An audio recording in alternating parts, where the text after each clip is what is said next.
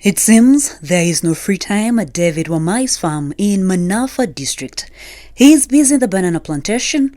The laborers are also not settled since they are pulping coffee.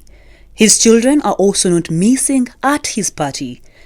They may look tired, but there is certainly no room to louse around if your father is a passionate farmer. I grow coffee and matoke, but I also do some rearing, zero grazing. I have a heifer. I also rear turkeys.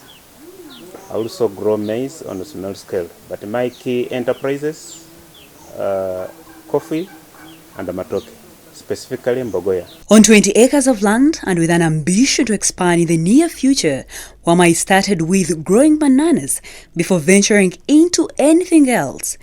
The adventurous farmer needed to do more than this, and he decided to venture into coffee. To grow coffee, he started small. Wamai bought 1,000 seedlings to set up the enterprise at a cost of 500 shillings each. He spent 500,000 shillings on seedlings. Over the years, Wamai has been adding on the number of coffee trees. In 2017, Wamai had 2,500 mature Arabica coffee trees. He says the Arabica coffee enterprise is not yet fully productive, but 2017 harvest yielded 5,000 kilograms of dry pulped coffee. At a farm get price of 7,000 per kilogram, Wamai earned 40 million shillings. The coffee is 5,500 kilograms, and I'm likely to sell it at 7,000 kilograms. So that's roughly about 40 million in the coffee. So matoke on average is about we sell the bunch between 15,000 and 20,000. So even if you have an average of so on average, I think annually, Bogoya I harvest about 30 million. Wamai says the healthy look of his coffee trees is not by luck. At the farm, he established the coffee plantation on fertile land, and that he continues to enhance the fertility of the soil using extractor from cows and goats. However, their biggest fertility enhancement strategy has primarily been the pulped coffee husks. He plants his coffee in a 2 by 2 feet oval hole, observing a space of 5 feet between plants. There are also pits usually dug during the dry season and are partly covered with organic manure from the animals.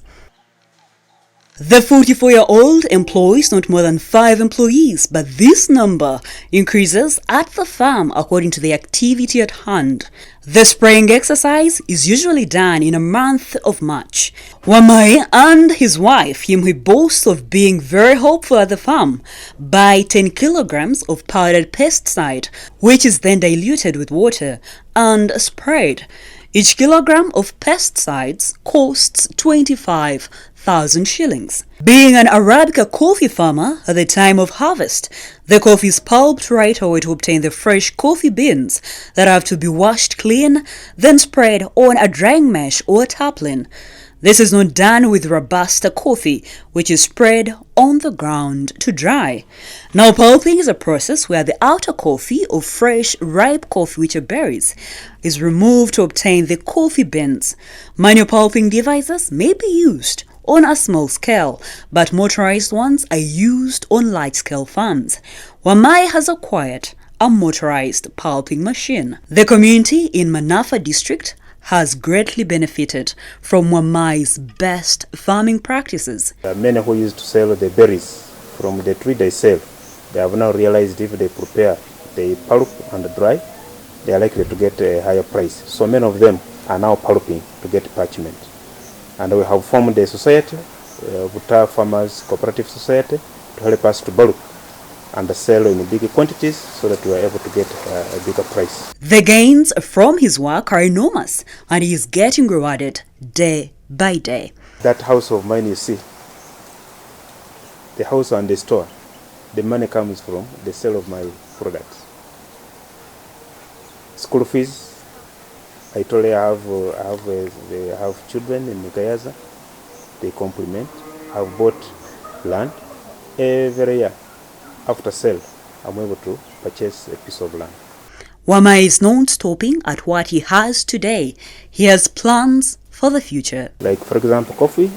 I want to produce about, my target is to produce between 40 to 50 tons of coffee.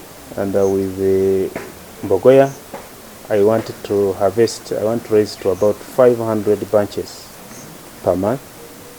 And I'm looking forward to have to export our products, and we're trying to go organic. The sky is certainly the limit for Wamai.